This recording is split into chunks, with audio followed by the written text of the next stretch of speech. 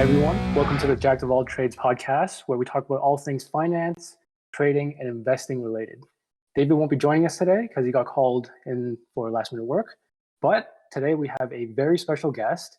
He is the Pop Sequentialism author and Gallery 30 South owner, Matt Kennedy. Welcome. Hi guys, thanks for having me. Thank you for being here.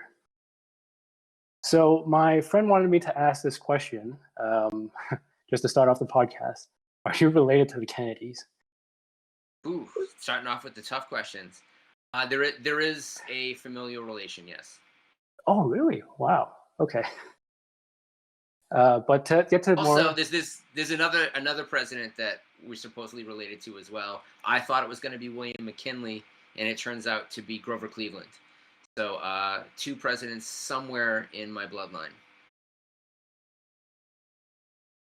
that's very impressive. It's bizarre. So, well, to get to more serious matters, I really wanted to, because how we first met was I just messaged you out of the blue right after the Heritage auction, where I saw the winning bid, where you got the winning bid, and I just reached out to you, and right away you said you would be totally cool with coming on our podcast. Sure. And so I was curious, like, what was it that started you, like, for your love of art, and what got you into collecting? Oh wow, I'll try to do the capsule version of this, Yeah. but I started really young. I used to like to draw. I had a certain gift for it, and I was drawn to things that would help me expand on my illustration skills. So comics, cartoons, to an extent, majorly illustration. But I hit a point, as I started to get older, where I just recognized that I didn't have the discipline to really pursue it. Now, I can draw pretty well. I can paint okay. I can do sculpture. I'm a pretty well-rounded individual when it comes to artistic practice. I've always been able to recognize when there's someone who's really good at something. And the way I looked at it, and I've been, I guess, blessed in a way that I recognized this young, so that I didn't waste a lot of time. That I could pay somebody to do what I can't do, and I could pay them less than I would pay myself. It's sort of like, and this is as a child. It's very different now as an adult. But knowing like other kids who could draw stuff, if I saw a kid who had drawn something really well, I'd be like, hey, I'll give you a quarter for that. I'll give you 50 cents for that. And in kid money in 1975, that was 2 bags of chips, a couple of milks, and maybe a candy bar.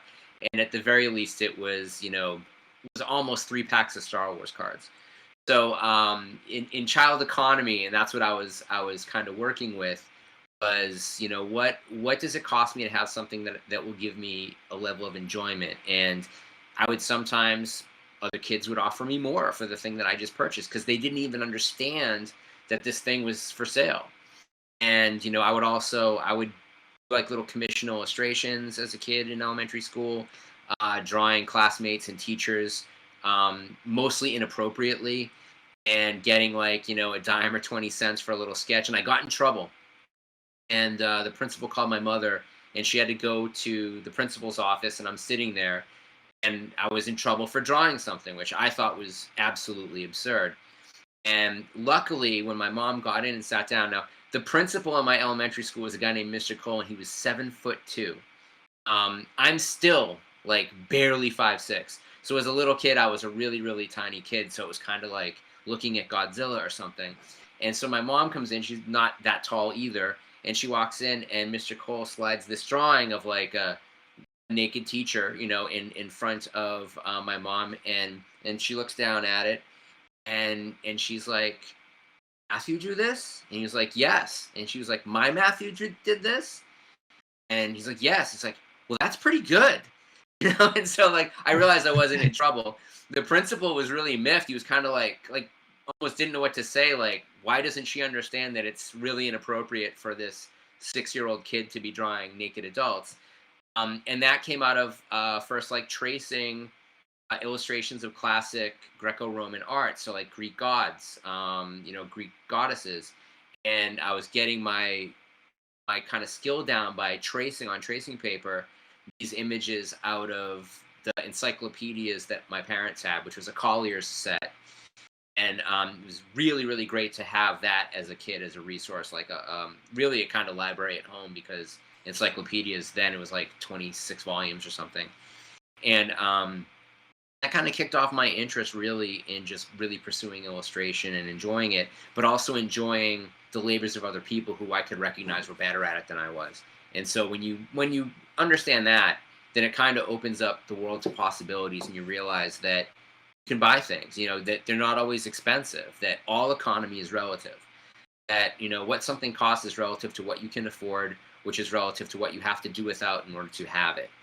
And so as, I was always a kid who, I had an allowance for doing chores, and they were not easy chores. We had a very large yard, and I was raking leaves and shoveling snow and the whole 9 yards, and didn't get paid a lot for it, but it encouraged me to go and get other jobs. I had paper routes. I had lobster traps as a kid, which meant that I had deeded property that I could farm, I could go and catch lobster in. And there was a buoy and a flag with a number on it. And if you found somebody messing with your traps, it was legal in Massachusetts, at least as far as like, say, 1980, and probably still is today. You could kill somebody for messing with your traps. So there's that other kind of like weird angle of entrepreneurship that relates to the business is a livelihood. And as the youngest of 6 kids, in a family where my dad worked for the post office and my mom was a baker, that we didn't have a ton of resource, but we had some. Like, we weren't poor, we were not well off. There was, I think, a perception that perhaps we were doing better than we were because of a kind of insistence that we be presentable and look well, and we all spoke well and did well in school. So it was a kind of real kind of training process, and I took that with me my entire life, through the various things I collected: baseball cards, comic books, you name it. And I always had an eye towards maybe luck, like maybe it was just an ability that developed somehow, that I paid attention as a little kid in the pre-internet world to first appearances and to key appearances in comics, and that became a big motivator of what I would save versus what I would collect and read sometimes. So, I had probably slightly more sophisticated taste than the other kids my age, and was, certainly reading the Alan Moore stuff much more than I would be reading any superhero comics at the time, which kind of made me, to a degree, a little bit of like a comic book snob as a little kid. But Steve Bissette, who was illustrating Swamp Thing in that era, lived in Vermont, and his wife was from my hometown of Lynn, Massachusetts. So, growing up in Salem, where they had hung witches, a few hundred years before, there's a kind of celebration of the Gothic and a kind of interest in darker themes. And that was the stuff that I got into because my birthday was 2 weeks before Halloween. And I could, Pavlovian, it's like, oh, I see the pumpkins on people's windows, my birthday's coming up, and so you celebrate that that reward, with a certain time of season. So I always felt bad for kids whose birthdays were near Christmas, because it was kind of like, are they going to get less gifts? Like, how does that work out? But it gave me a real fascination, and it gave me something to collect, because I liked Halloween so much. I started collecting mostly horror-related stuff for a long time, and amassed an amazing collection of things. I had every single published Bernie Wrightson illustration in its original incarnation at one point. And that's like, and when you get everything and you're able to kind of like slide that off your ledger, it's like, what do I collect next? Or you're like, I'm done collecting. And then, something pulls you back in. You're like, it's like The Godfather. I thought I was out. But it's been very motivational. But other collectors have also been very, very motivational. And watching what other people collect and why they like it, I would start keeping an eye open, like, oh, my friend collects that. I'll see if I can find something like that. In the 90s, I started going back and forth to Japan a lot. So that gave me access to a whole bunch of stuff that very few other people had access to. So when you went to Japan for the first time, was that when you figured out the animation artwork, or was that previous? I'm trying to think. I purchased any animation art before I went to Japan. I'd certainly seen it. But you're talking like 1995. So I had seen Akira in the theater probably in like 1991 when it finally played in Los Angeles theatrically. So right when I was brand new in Los Angeles, and they had like cells in the lobby, like on the wall, like real cells. And if you bought tickets, you got a cell. You get to pick it. They just give you Amazing. one. It's a really, really great promotion. And so Streamline Pictures did that for Akira. They did it for Robot Carnival, and I think they did it for a couple of other things that they released. But I do specifically remember it for Akira and for Robot Carnival. Now, I didn't buy a ticket. Like, I knew a person who worked at the movie theater, so I didn't get the free cell. I just got, free admission. I bought a cell, I guess. But years later, I remembered, meeting the people that were part of Streamline when they closed their office right around 2000. My ex-wife was at the time working for a place called Bonsai Anime in West LA. It was a great shop, very dedicated exclusively to anime. It was like a video rental store that also had soundtracks, and they would sell players that could play, any DVD at the time. And someone came in and they were like, "Hey, I've got some animation cells that I want to sell." And so the owner was in a hurry, and he was like, "No, I'm not interested." And he like headed out the door as he was doing something. So my ex-wife was like, "Well, what do you have?" And looked, and she immediately called me up, and she's like, "Get over here now, bring $300." And so I went, and I got like a kind of collector's kit. I mean, it was ridiculous. It was a binder that was full of dozens of key setup Akira cells, lots of hero cells of Kaneda and Tetsuo, but like all the box art cells for videotapes for Robot Carnival, and then there was like Dirty Pair stuff, and there was even a couple of cells from Cream Lemon, which are like these kind of pornographic cells, but that type of hentai is created with that specific episode of Cream Lemon called Pop Chaser, and that became Project Echo. So even just in like this sort of starter kit really opened my eyes to the best of animation that was happening that wasn't Studio Ghibli. And I had seen Warriors of the Wind, which is what Nausicaa was called, its initial theatrical release in the US and Canada, I think in 1984. And I loved animated films, and sometimes you weren't really sure as a kid that something animated completely in Japan, like The Last Unicorn, didn't know that it was Japanese animation. It was an American release. And a lot of the TV animation at the time was obviously being sent overseas and being done. You didn't get the idea that this was anime. You just thought of it as animation. And those distinctions, when they became more realized, I guess, or more pronounced, also helped me to kind of like shape what I was going to collect. And I really navigated not towards necessarily American animated projects that were worked on by Japanese animation facilities, but for Japanese stuff. And I would end up releasing Japanese films. I had a company called Panic House that released the Pinky Violence films from Toei, along with other Asian cinema.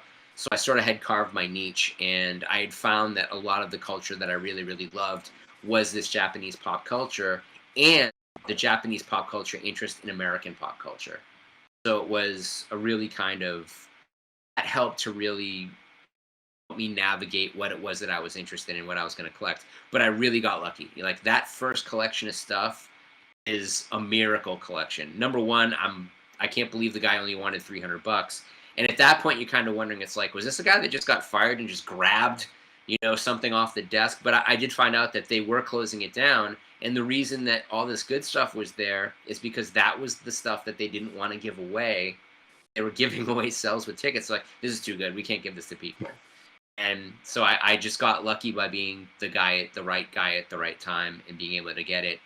And then I became friends with other people through that shop, Bonsai Anime, guys like Rick, from Anime Link. I've known Rick Alonso for a long time at this point. I mean, like, he's the guy that had the exclusive rights to every Vampire D cel. You know, he also made deals for lots of really key Studio Ghibli stuff. You know, and in my probably second or third trip to Japan, I had asked him, you know, where should I go to buy stuff? Because I wasn't buying what he was selling, and so he didn't have a problem kind of sharing information with me about where I might want to find what I want.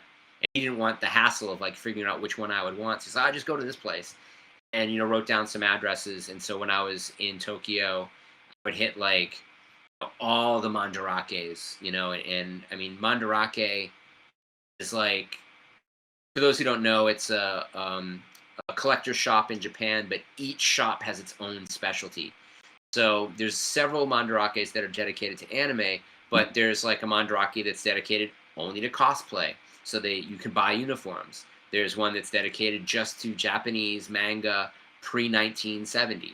There's one that's dedicated only to manga post-1970, and then there's like just movie posters, just Japanese movie posters, just American movie posters, like all these specialty things. And I was already kind of a major poster collector, and that informed a lot of my purchases on those early trips. But I was buying toys, and I was buying just like cool stuff. I bought a lot of clothes that don't fit me anymore. You know, I guess I'm lucky that this Tekken Concrete shirt still fits, because it was from it was a pop-up shop, and it was called Black and White. It wasn't called Tekken Concrete, and everything there was only available at that store for 1 week. And I was just luck of the draw. I was in Japan at that time, and so I bought a T-shirt. I should have bought 10, but. So just if we can backtrack for 1 second, because I understand that a lot of people, at least here in the Western world, don't really know what an animation cell is. And seeing how this is an investment show, just to sort of highlight, you know, what exactly that is, and then if there's an investment opportunity there. Sure. And maybe you guys want to pop up some of the images I sent over. But basically, an animation cell is a piece of celluloid, you know, like a clear acrylic type sheet that has painted on the underside of it in reverse an image that is one image of many that, when put in motion, forms an animated sequence or a cartoon. So it's the actual artwork that you see when you watch a cartoon. But anime artwork isn't just the animation cell that's painted with a type of cell vinyl onto that sheet. There's also the drawings that basically are a skeleton of the entire project, whether it's a TV series or a movie or an OVA, an original video animation.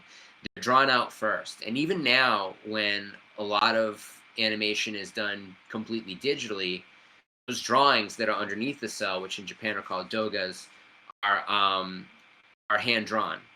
So, like, a great example of that era changing, just like in the US, Beauty and the Beast was that first Disney movie that combined traditional animation with three-dimensional, you know, 3D animation effects that made it such a huge step forward in animation. They hadn't quite done that yet in Japan. They were so good at traditional animation that it was already at a higher level probably than even Disney. Even Miyazaki and Studio Ghibli, for Spirited Away, that film artwork is only the drawings and some Hanken Cels, which are a Hanken Cel is a cell that is drawn specifically for publicity purposes. It's not part of the motion animation of the film.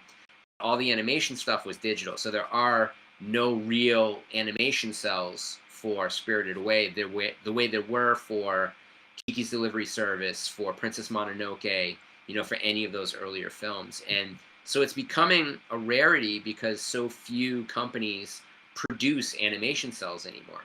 So when you get to be like my age, and certainly guys your age, you start thinking back to the nostalgia of your youth. And it's like, I have a good job now. Oh man, I always wanted to have this thing. I wonder if I can have that thing. Whether it's a comic book or a Pokemon card, or, you know, a Ricky Henderson rookie card, or whatever you may reflect your era, it's there. And I think that people are now, for the first time on a grand scale, understanding that animation art is something that they can actually purchase and they can enjoy. And some people like to keep their stuff in books. Some people are very against framing work. I'm not against framing work, but situation that you have to to be able to frame it and keep it safe so that it doesn't degrade by keeping it away from light and keeping the temperatures fairly consistent is more, I think, than a lot of people are willing to commit to. And so they might pay a fortune for something. Like in that last Heritage auction, there were Studio Ghibli Cels that were in the $60,000 to $80,000 range. Akira Cels were in that range. And it would be a sin to me if they take that cell that they paid $60,000 to $80,000 for, and take it to a local framer who doesn't know how to frame animation work, then they hang it in like the doorway right in front of their door where the sun beats it every day because it's going to be ruined. And that's something that we're going to see, that what if you're looking to invest in animation, invest in it knowing that a lot of the really good stuff is going to be bought by people who are going to not treat it well, and it's going to be destroyed, which is going to make other key sequences even more valuable, even more rare. And so to kind of avoid the hazards of collecting a type of work that degrades, you can shift away from collecting cells and just collect the drawings. You can just collect, production drawings like, Genga, which are like a lead animator's drawing of something, and he'll set up the scene and he'll hand it off to the lead animators, and they'll use that scene to produce the sequence, knowing that it starts here and it goes someplace else. And sometimes there are hundreds, sometimes there are thousands of Gengas, sometimes there's only dozens. So it really depends on how actively a lead animator is handing off the work and what era the animation is from, because that has changed over time. So in terms of the sequences, because you were just talking about that, like let's say you get a cell that's like an A5, and what I really like about cell collecting is like it really is like one of one versus buying some sort of Pokemon card that's a PSA 9 and there's like 4,000 of them. But how do you know that there's not other cells that are very similar to yours? Almost identical. There are cells that are very similar to mine. That's the thing, is that on a show like Akira, there might have been 12 cells per scene. There might have been more. There's 24 frames in traditional NTSC video, which is the same as a 1-to-1 frame per ratio for film. So when film goes through a projector, 24 frames go through that film for every 1 second. So you don't need to animate every second. It's faster than the eye can catch. And a lot of animation is really doing maybe like 4 frames as opposed to, I would say 4 to 10, 4 to 12 ratio. So maybe like 8 frames per second. Some were doing 10 and 12. Really good ones, 12. I don't know of too many instances where there's more than 12 cells per second. That gives you a lot of possibilities. Where that changes into being abundant into scarcity is the fact that for years, many places would clean their cells after the animation was done. They didn't keep them. They would clean them off. Here you go, recycled cell, paint something else on it. So the drawings would become a little bit more abundant. They were less likely to have, they're not going to get recycled in the same way, but certainly a lot of it got thrown away. In the 90s, I was called by a friend who had access to Hanna-Barbera removing. Hanna-Barbera and Cahuenga, right near the Barham overpass, which takes you straight into Burbank from Hollywood. And they were moving their offices, or they were selling, portions of something. They were just basically throwing like entire, file lockers full of cells were just getting dumped into a dumpster, thrown away. And so someone had rescued a bunch of these, and we're like, oh, these has got to be worth something. I think they were probably expecting like a nickel or 10 cents a piece, and which would have been a great deal. When I got there and saw them, they had rescued them, and then they had stuck them in their garage. And the garage, it was like a totally hot summer, and it was a brick of cells at that point. Like you couldn't separate them. For whatever reason, there might have been sheets in between the cells at a certain point, and they had been taken out. It's possible that they were taken out before they were thrown in the trash and somebody wanted the drawings. But these were just cell on cell on cell on cell. So the back end, which is where it's painted, is sticking to the front, the cell and back of it, all the way across maybe 1,000 cells. It should be about, like this much space.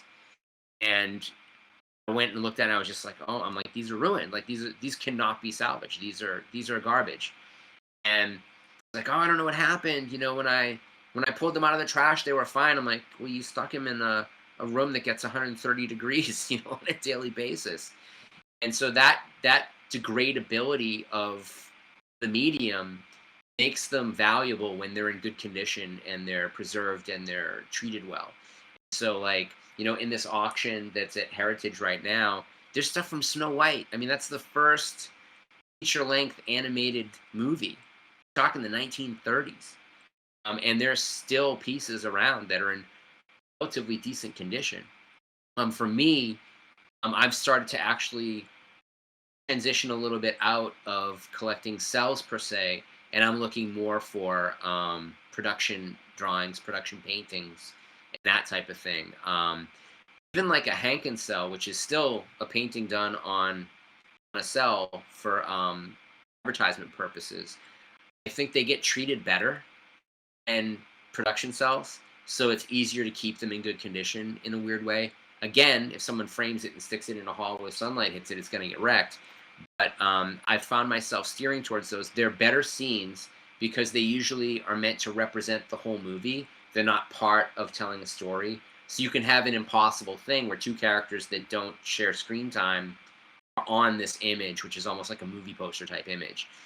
They're very high demand. I have a great Sailor Moon Hanken Cel, which is actually for a Kamishibai. So Kamishibai is like a storybook. It's sort of like a those Fisher Price like See and Say toys where you pull a string. It's like, this is the cow goes moo, and you'd pull a string or you push a button, it would go moo.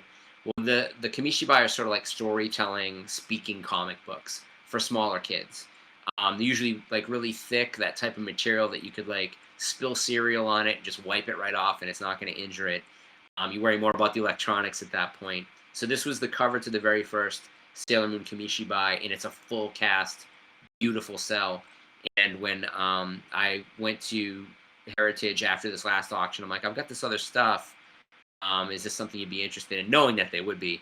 And they were very, very excited about that Sailor Moon. They, of course, wanted another Akira because it's the same sequence as the record-setting piece that sold last month. Yeah, can we talk about that one? And maybe Sammy can put that on the screen, because how much did that Akira sell for? 100,000? No, it wasn't that much, but it was $78,000 or $79,000 plus buyer's premium. And we're talking USD here too. Yeah, so 100,000 Canadian essentially. In Canadian, sure. Yeah. So in US dollars, yeah, the buyer's premium is 20% on top of that sale price, so or 18%, I think. So like it wound up being like $84,000. And Sammy, can you zoom in on that a little bit? Yeah, let me get in a little closer. So the one that I provided you guys in that set of 3 is a different shot than the one that sold, but it's in the same sequence. I think the one that sold is a little bit better because you get a little bit more of Kaneda's face. Yeah, he's tilting his head back a little bit more. Yeah, but now that price has been established on those, yeah, this second piece is probably that valuable. If not more now, because they set the market, right? Right. So if you were to have one that was even closer to that other shot, that's now $100,000 USD. You know, which places it where like 130 Canadian. So yeah, you're these types of record-setting prices haven't stopped. You know, since the pandemic. I also write about comic book investments, and I write about graded comics and where to look, where to put your money. I write for Go Collect, and a lot of people are like, oh, this bubble's gonna pop, and I'm like, what evidence is there that this is a bubble? Because prices are constantly going up, and there's a new engine for why they're going up. In comics, it's because there's new Marvel projects every 2 months now that get people excited about the source material. There's a new movie now every 6 months, now that we're out of the pandemic, hopefully. And so there's a machine that makes people more interested. We're making more fans. It's not like the fan base is dropping off and going away, and you can point to the fact that circulation numbers are low, and I'm like, well, yeah, that's a good thing. That actually establishes value for what's coming out now, 10 and 20 years. because a lot of the stories that are being told, like the Gore the God Butcher is going to be the villain of the next Thor movie. This is a new character. He's only been around for like 7-8 years. So you're having a modern influence come in, and it's going to continue to come in. With older stuff, it's just getting rarer. So with animation and production art that is being discarded, that is going bad in private collections, that is sticking together, like even people that do a good job of storing things, there have been, what, 10 major fires in California? Some of those people collected animation cels. Their houses went up in flames. Amazing collections went with it. Like, I know some of the bigger collectors of cels that don't hit the market. I have access to some of that stuff occasionally, and people contact me and they'll be like, hey, I'm looking for this. I'm like, well, you got to let me know what your budget is, and you can't be lying to me. Like, what are you willing to pay? Because I'm not going to go ask this person who doesn't have a posted price, how much they want for something, because the answer is it's not for sale. But if you say, I've got somebody and they're willing to pay $60,000 for this particular thing, is this for sale? They might go, yeah, I'll sell that. And it's like, it's hard if it's not, like, a lot of collectors don't understand that nuance. To get the really good stuff, you have to have access. It's like Gagosian Gallery, right? It's like, you can't just walk in and buy, a Damien Hirst, from Gagosian. It's like, you have to be on a list. They're going to ask you, so what else you got in your collection? Like, qualifying my money? It's like, yes, we're qualifying your money. We want these pieces to go into collections next to Basquiat, next to Picasso, next to big blue chip stuff. We don't want this to be the nicest piece in your collection. Like, that's the kind of mentality. And with collectors who have great stuff, they're letting out key pieces because they have better pieces. But they're only letting go if it's, if the price is right. They've had it this long, they'll continue to keep it. It's not what motivates them to keep or sell. They have means, and they've got good stuff. And, the fires were just heartbreaking, because as I saw certain neighborhoods get ravaged on TV, I'm like, oh my God, I know so-and-so lives out there. And I know that they're not there now because in the pandemic, you had to kind of isolate where you were. And, some people decided, hey, it's getting pretty nutty in the US, I'm going to go someplace else, or, I'm going to go to a different place in the US where it's a little easier to live a life.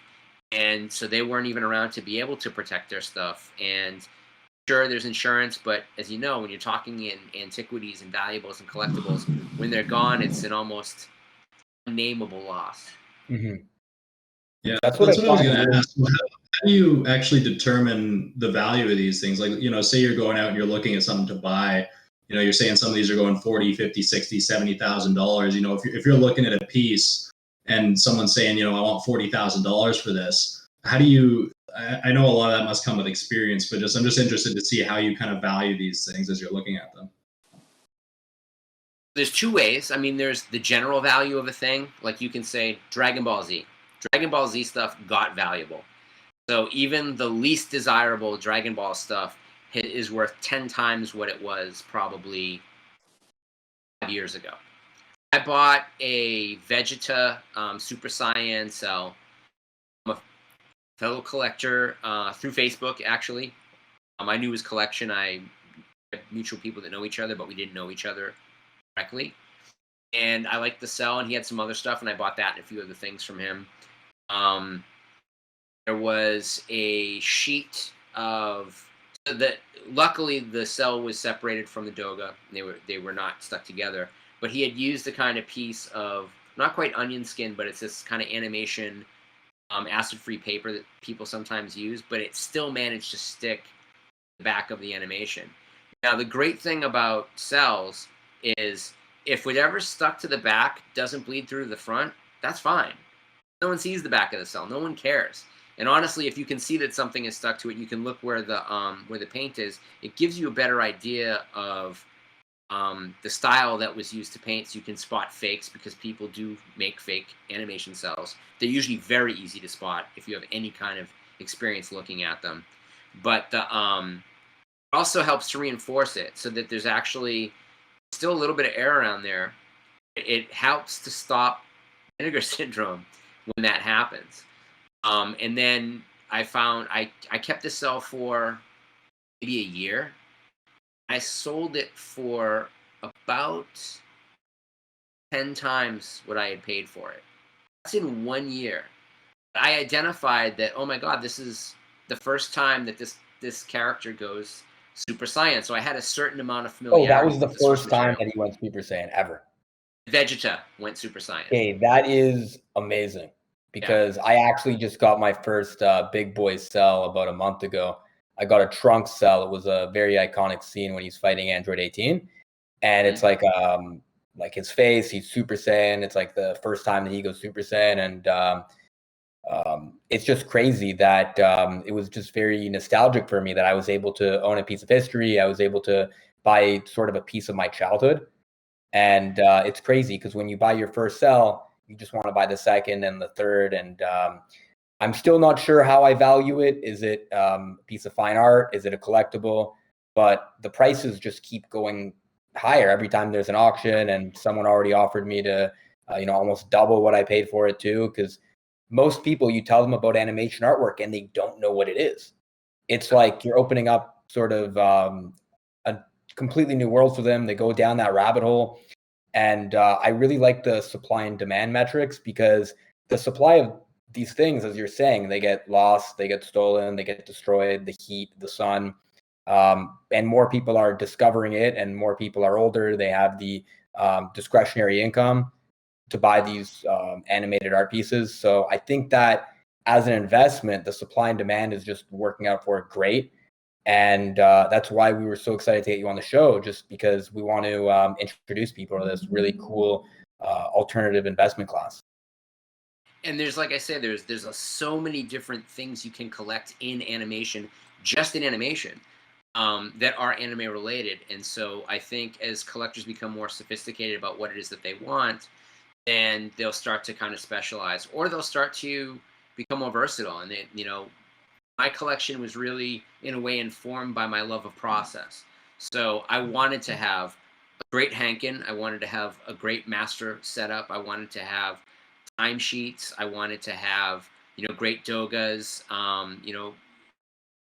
Genga's illustrations, like personal illustrations by the creators. I've got a little bit of everything, just like in comics, right? So like comic book production is really interesting. If you look at comics from the 1970s, those word balloons are hand drawn and cut by the letterer who sticks them onto the page with glue.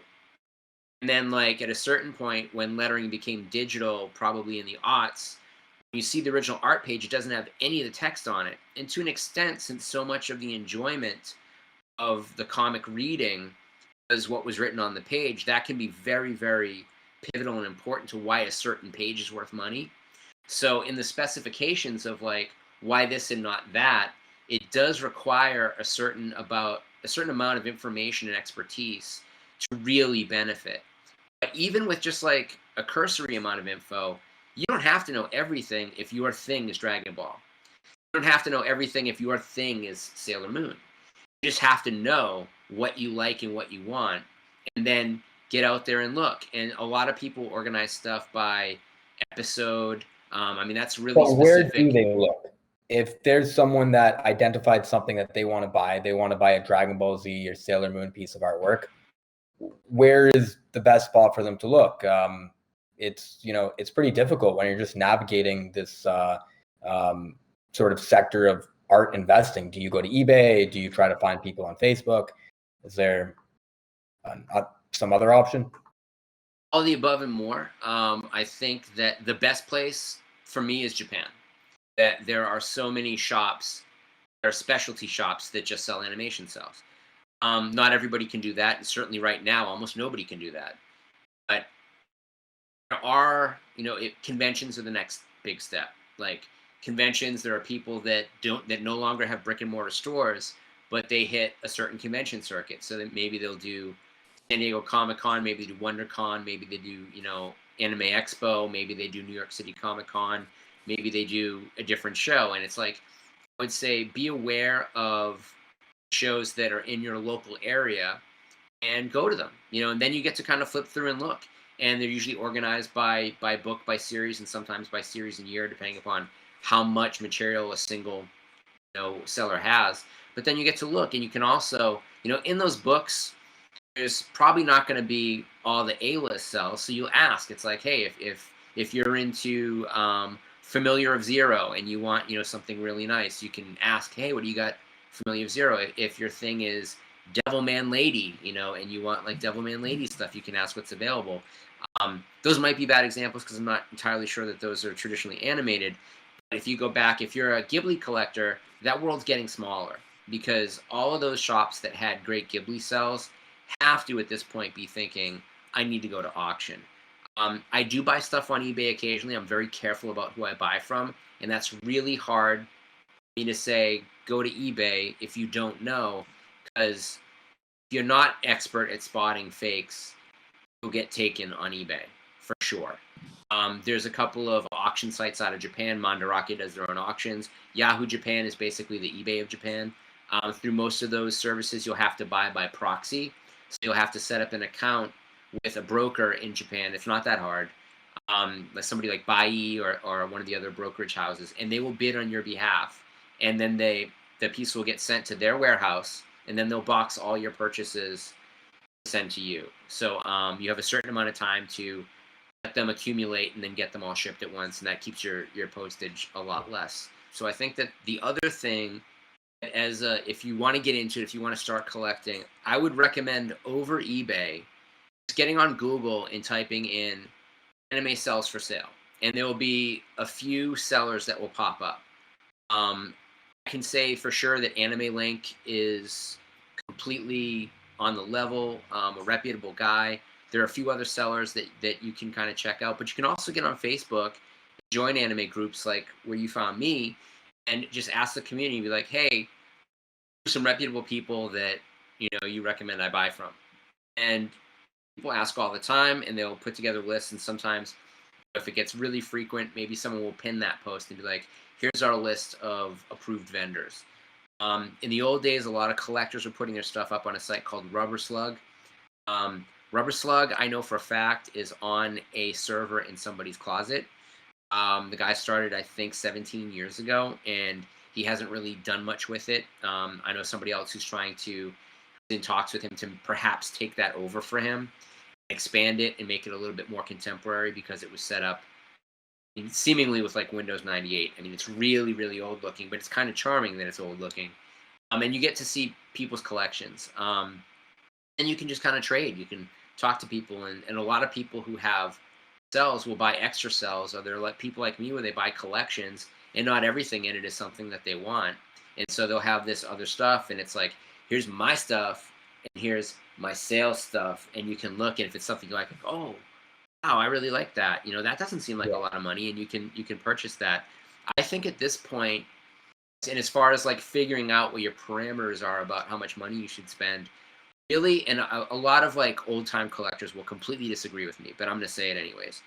If it's less than $100 and you like it, buy it. Like, honestly, like if it's supposedly only worth $40 and you paid $100, wait 2 months in this market. It's gonna get to $100. But like, well, honestly, I want to say this too, because I just recently purchased a cel off of somebody from the Facebook group, and with him, it was actually something under $100. But it was a Ranma 1/2 cel, and I thought I was just getting the cel by itself. But then he very generously threw in like 2 Gengas in there for me. I was like, that's amazing. So I found it's frequent. Yeah, people do that. Yeah, everybody seems so in the group, the Facebook group. They're so generous. And I sold a Robot Carnival cel to a buyer through the Pop Sequentialism site. And someone who had contacted me about some of the Akira stuff before the auction. Great guy. He's now like, he's fallen down the rabbit hole with the rest of us. So like, he's now like really in it, and he's like, oh, this is what I want. I'm really specific. And there's like a handful of things, and he's like, oh, you've got that other thing I want. And so I'm sure he's like, I think he's a stocks guy, and so he's probably like, oh, I'm up a bit. I can buy some more anime. And so he'd purchased one of the Robot Carnival cels I had. Now, because the Doga was stapled to the cel, as was the case with some of that stuff that came over through Streamline, I didn't even say that Doga came with it. included it. Like, I didn't want to advertise it because I'd be disappointed. Like, if I bought something that was advertised as the cell and the doga, and they were stuck together, or there was like any kind of complication, I'd be very, very upset, and I think rightfully so. But if you get it as a bonus, you're like, oh wow, that's kind of amazing. And like, and honestly, like if he wanted to put the work into it, I'm sure he could separate the two without much work. But I didn't want to risk any damage to the doga itself. Like I say, if it's stuck to the back of a cell, I mean, if you don't see it on the clear vinyl, and why would you? Who cares? You know, it's like the sin of it is that the doga that matches it is now, you'll never have the doga that matches it, because, you know, at the top of the conversation, you're like an A5 cell. So you have to look and say, okay, does this A5 cell match this A5 doga? Hey, this is A4 doga. This is A16 doga. You know, like it's not the actual matching cell to doga ratio. Some people don't care if it's close enough. I will specify if they don't match on my listings. It's not super common for people to do that. I think they should. Another thing that you want to be careful of is a lot of people just throw a background back of a cell. Like, maybe they know it doesn't match, or the person who sold it to them knew it didn't match. They don't know it doesn't match. And they sell it as a full master setup, and you get it. And if it's marked, you can say, hey, wait a minute, these don't mark, or they're not within sequence. If it's not marked, and not all backgrounds are, if you're familiar enough, if you try and pull it up on the anime and you're like, hey, wait, this is the cell, but it doesn't seem to match the background, you know, then you feel a little bad about it. But it's also, I think, it does enrich the experience of owning the cell with the painted background. If it's a couple seconds off, I wouldn't sweat it too hard, but I wouldn't sell it as a matching background, and some people do. Yeah, I want to say that too, because the person who sold it to me, there was a background, and he was just telling me, like, full disclosure, the background is just like a printed one, and it doesn't match. But then I was telling him it doesn't matter. Like, I love the cell so much, I just want it. It's funny that he gave you a print background that doesn't match. That's kind of weird in a way. I mean, it's nice to have something for it to be in front of you. Yeah, I would have thought that the print background, he would have printed it to match the exact scene. You might not have had access to. And so, like, one of my Akiras has a digital proof background.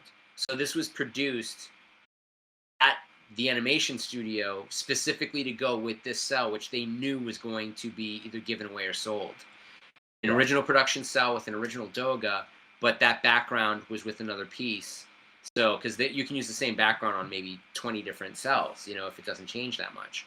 And so it's interesting because it's an actual, clearly, like, you can't just stop a scene on a DVD and just erase the animation on top of the background. Like, you'd be printing out the image that's on top with the background. So you would actually have to have access to the original backgrounds to produce a digital background. It was very common with Warner Brothers cells and with Simpson cells when they started making like these edition cells, these giclées, and then just doing like production offerings in the Warner Brothers stores back in the late 90s. And actually, it's funny, a lot of those Batman cells that were sold in those Warner stores are starting to go way up in value because people, I think, thought that they were Ceracells, and they're not. They're full production cells with just digital background print. But I mean, might be a handful of painted backgrounds in some of those series. Maybe by like the 4th season, they were going completely digital in the background. So I think it enriches the presentation. It doesn't always enrich the value, but I think it's better to have it and to offer it than to not, especially if he's clear about it. You know, when you're reselling it, just be clear this is not a matching background, but this is a setup. It's nice to have a sort of ad hoc setup. Yeah. In terms of the timestamps, like getting the matching timestamps to the cells, is that something that adds a level of authenticity towards your art pieces? Is that something Certainly that helps. Okay. Certainly helps. You're much less likely. People who do Cels aren't always good illustrators. Like, they can paint. They can paint in color. They're great with cell vinyl. They might not be good with a pencil. So like, it's two different people that do it for the movies. So it's unlikely to have that same ability to be perfectly good at forging a doga and perfectly good at forging a cell. So it's unlikely that you'll find a cell on doga that is bootlegged. The biggest thing that people run into is that Studio Ghibli did Cels. They did edition Cels that come in these beautiful boxes, and they're framed, and they come with the Ghibli stamp on the back of them. And because so many modern buyers didn't realize that these are editions and they thought they were buying original Cels, the price on these editions have gone up because of lack of knowledge in the marketplace.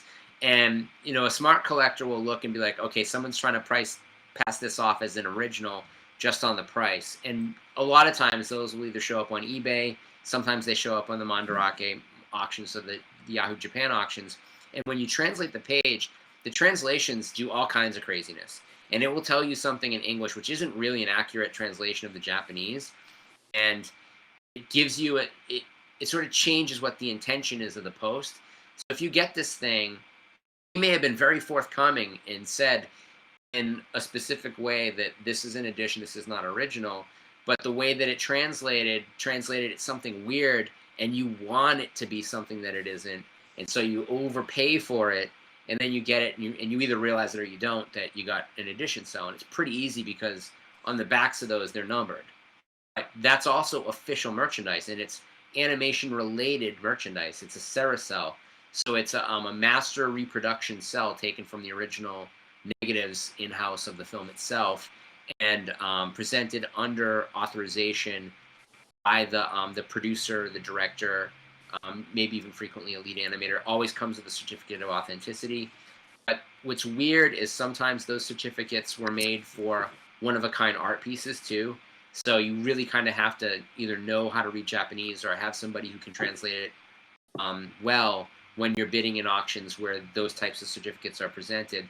Because I've seen manga artists who have made one-off drawings, like it's just like original manga art, which is super rare. Like getting like anything A-list out of the manga world is difficult because a lot of these artists in these series get museums in Japan, and all the artwork goes to the museum. Like nothing makes it out. So it's super rare for that stuff to make it into the open market. So a lot of people are skeptical of immediately of forgeries, but there are handfuls of stuff that make it out. But because there aren't in all cases, sometimes those creators will make a one-off that they'll put out for a charity, and it comes with that certificate. But if you're used to seeing those certificates in the back of Cels, it makes it look like it's an edition, and it's really not. So that can get very confusing. For a new investor, for a new buyer, I would say you do want to go for matching Cel and matching Doga, because it does give you such a higher percentage of it being authentic if they're matched. I've occasionally sold Cels that don't have the back Doga because I was unable to get them myself when I purchased them, or they came with a collection. But because of the collection that they came in, I knew they were authentic.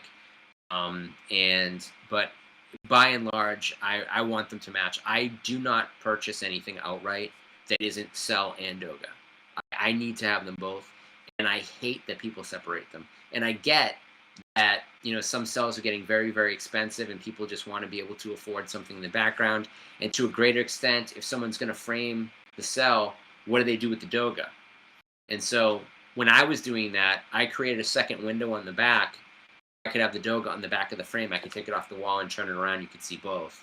And the pieces that I dropped off at Heritage, there were 3 pieces like that. So, but buyer, always beware. If you don't have a level of expertise, learn. I think it's easy to learn, and you can ask a lot of questions online. Community is very friendly. People will answer your questions. You'll get, every community has, it's like the kid in the magic show in 6th grade. I know how they did that. There's that everywhere, and there's going to be someone who's going to be, kind of bratty or snotty about it, or they think they know more than they do. I run across that a lot.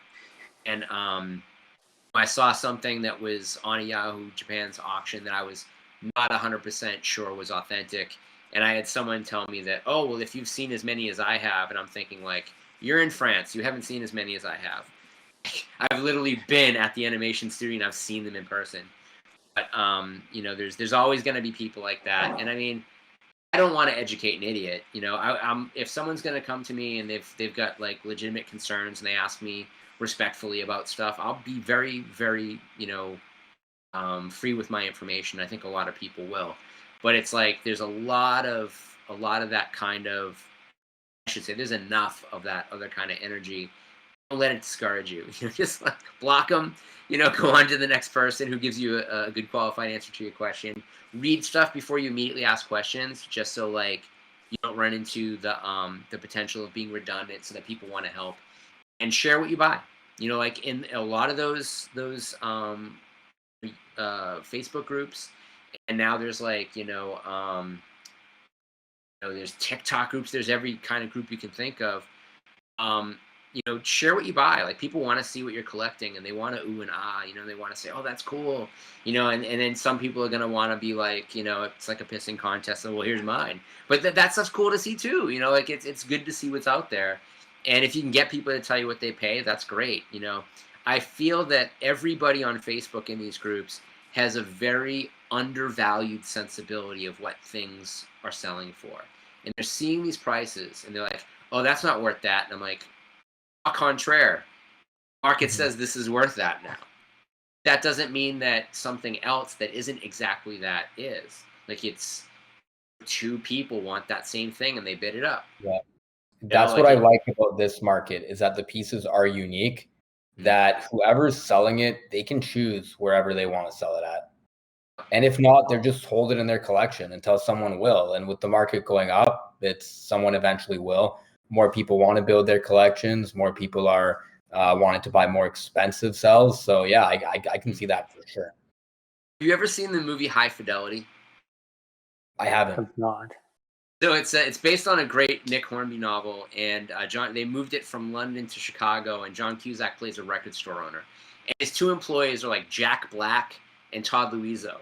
And so there's this guy, this like record collecting geek that comes in, and he wants to buy, I think it's like a first pressing of like Captain Beefheart Trout Mask replica or something.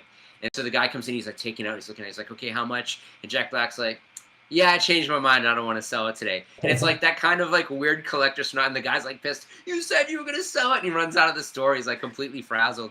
And there is a certain amount of like, you can choose who you want to sell to.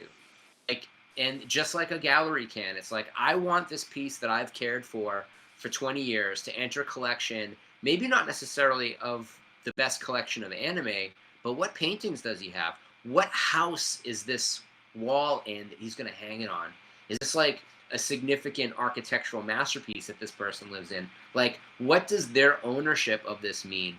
And I think that as we start moving further into the NFT marketplace, where you have a full record within the blockchain of who owned it, oh my God, do nerds love that, right? Like, why have we not, like, I can't believe that every NFT that's even marginally related to animation or pop culture hasn't been snatched up by some pop culture collector who just wants their name in the title of ownership.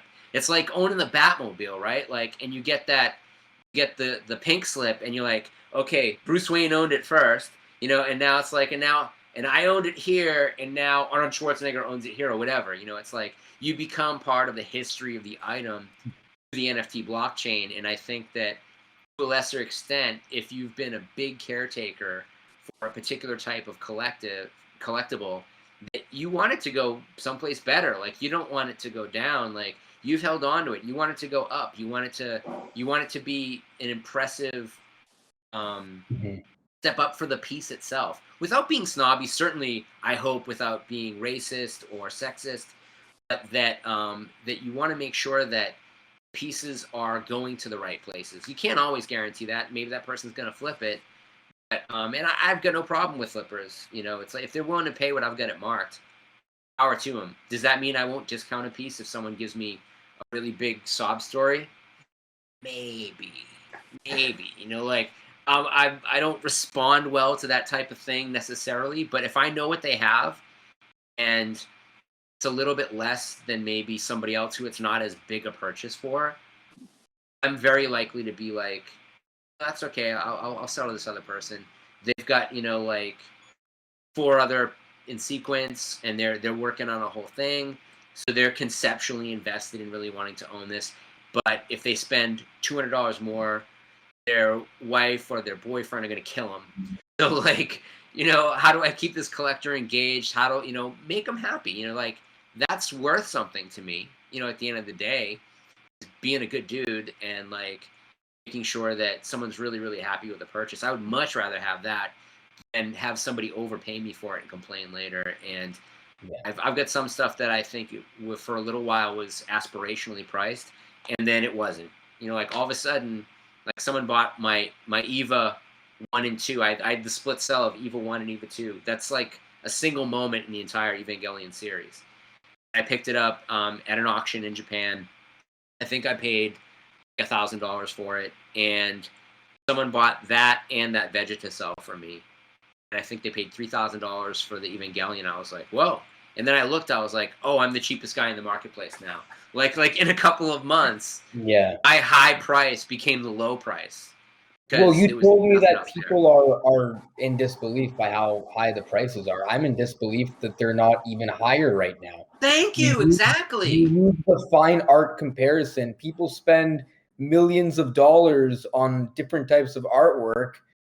This is essentially artwork also, but this was actually used in the production. So it has really a sense of history behind it. So I think these things are actually underpriced relative to all kinds of other collectibles, whether it's comic books, Pokemon cards, other sort of collectibles. I think this is really a niche part of the market, and it really is artwork, and it's a collectible, and it's a niche sort of space, and it's just, we're just uncovering it right now. And I don't even think we're even in the second or third inning of animation cels, I would say, if you're going to use the baseball analogy. I think you're right. Yeah, we're definitely long before the stretch. Yes. I don't think we've seen the tipping point. I think we saw the beginning of the rise, and I think that's also true of the NFT market. I know NFTs took a big kind of bruising a month and a half ago. That's going to come back too, and I think you got to look at who's spending the money now. Like the fine art market, the people that were spending $60 and $70 million on Warhols were all people 50 to 65 years old, and some people are buying them for institutions. And now you look at who's spending that money on animation cels, happened out around 40, 42. Yeah. You're looking at young Silicon Valley guys. You're looking at Chinese hedge fund managers. You're looking at European families with European money. That the younger generation, people want to collect the art that reflects them. Exactly. So for years, people were like, "Oh man, these Silicon Valley guys, they don't buy fine art." And I'm like, "Who's painting anything for them?" Like the merchants in Venice had, the greatest painters of the Renaissance painting their portraits in like fancy outfits on walls. That's considered incredibly tacky now. So it's not like a Silicon Valley programmer wants his portrait painted by some, pop culture painter. They want code. They want the kind of thing that they collected. They want like cause type, unique or limited edition toys. And what I've also found very interesting about the younger buyers is they don't necessarily care if it's unique. They want it to be known. So an edition can be better. It's like people know Banksy, they want Banksy's, but Banksy's not really authenticating. Well, who else is there? Well, Cause is making these editions of 10. How much are those? Oh, they're about $10 million each. I'll buy one of those because when everybody comes over, they're going to know it's Cause, and they're going to know how much money I have. And that's like a weird kind of thing that's also in the market, and about why things reflect where they come from and where they go, is that there has to be, I don't think there's a lot of Silicon Valley guys hiring art advisors. I think they're like, I like this, I like this, I like this. And if they're people that are in relationships, then the person that they're in a relationship will have some feedback. I hate that. Oh, that's all right. And they agree on what they're going to build as collectors together. But, for years, it was like, what were Silicon Valley guys spending their money on? They're spending money on cars that they couldn't park in the city, really overpriced real estate, hookers, and drugs.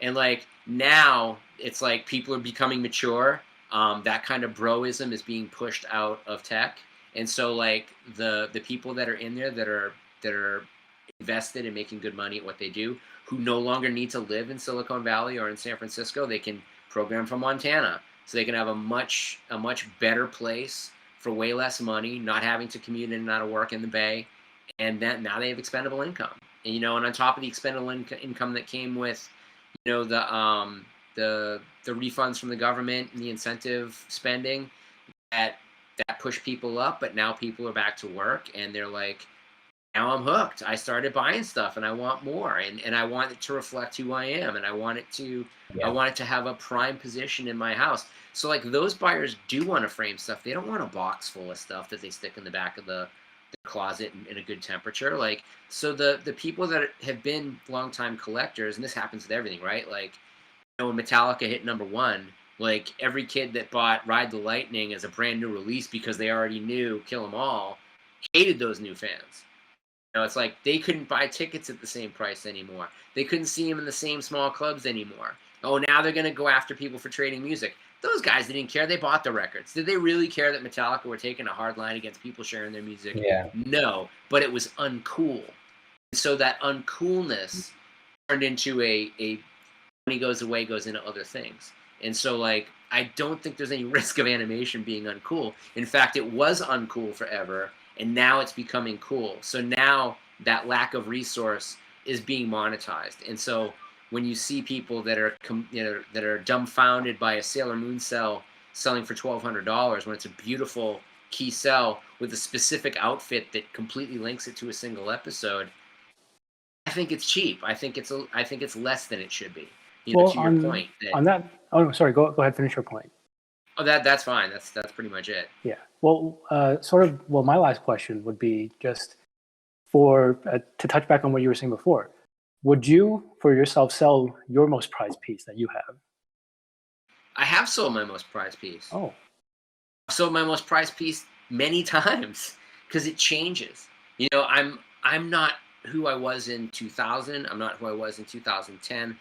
I mean, my weight, I'm not who I was in 2019. But, you know, like, the fact is that we're constantly growing and maturing. We're constantly becoming interested in other things. And I think that I have, for very long areas of time, dedicated myself to maybe singular-minded collections. And I am a guy who, if I find something I like, I go all the way in. Like, I research it to death.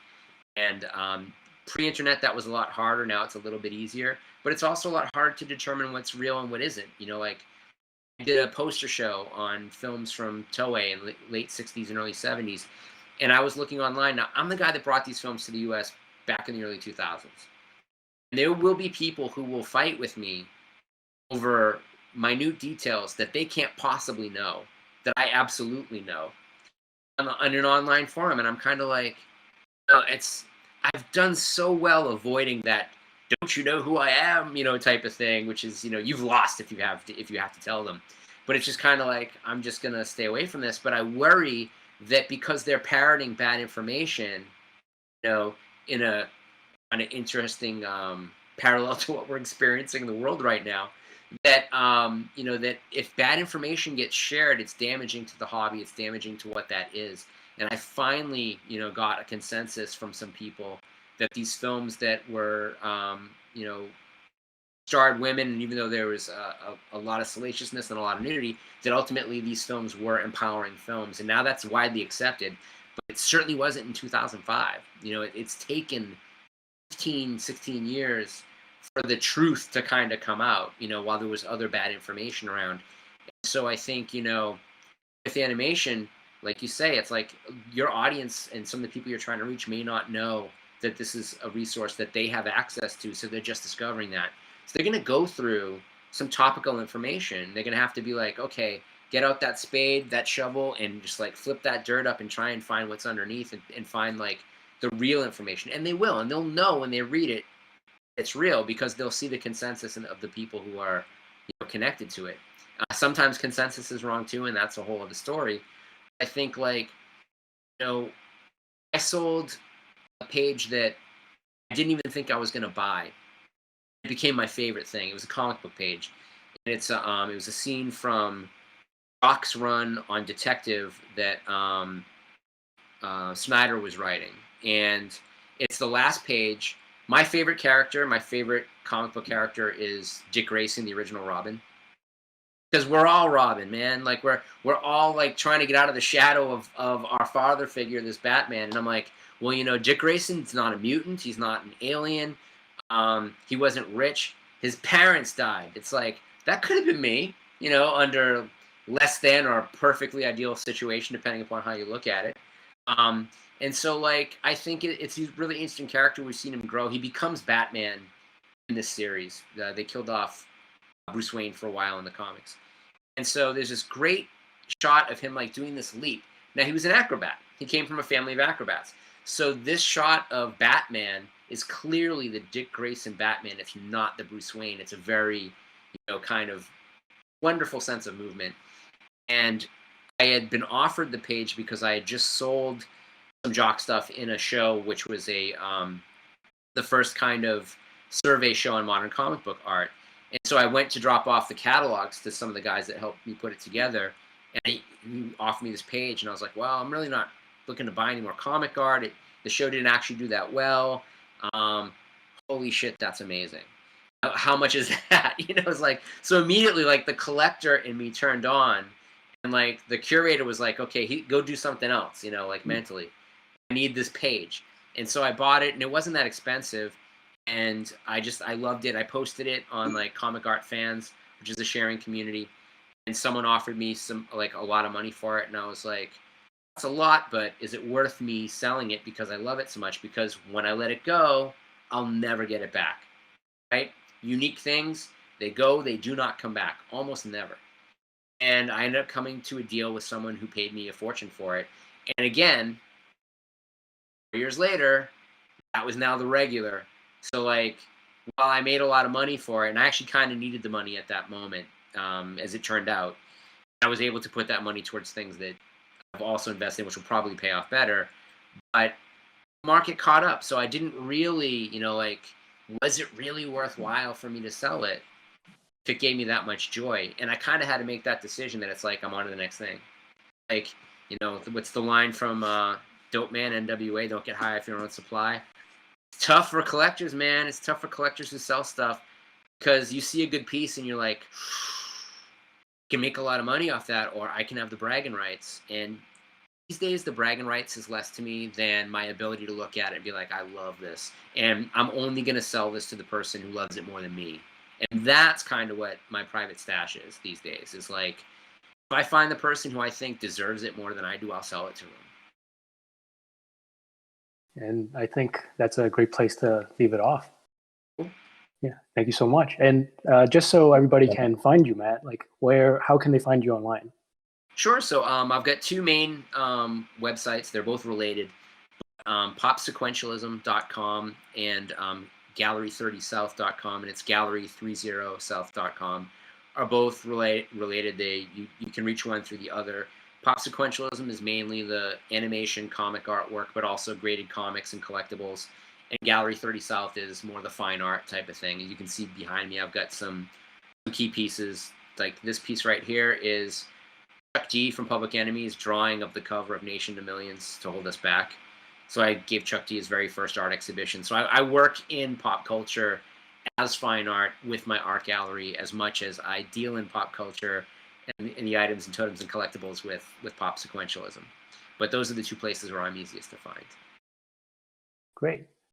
Well, thank you so much for coming on, Matt. Really appreciate it. Pleasure. Thanks, guys. Thanks, Matt. Thanks a lot. Nice talking to you.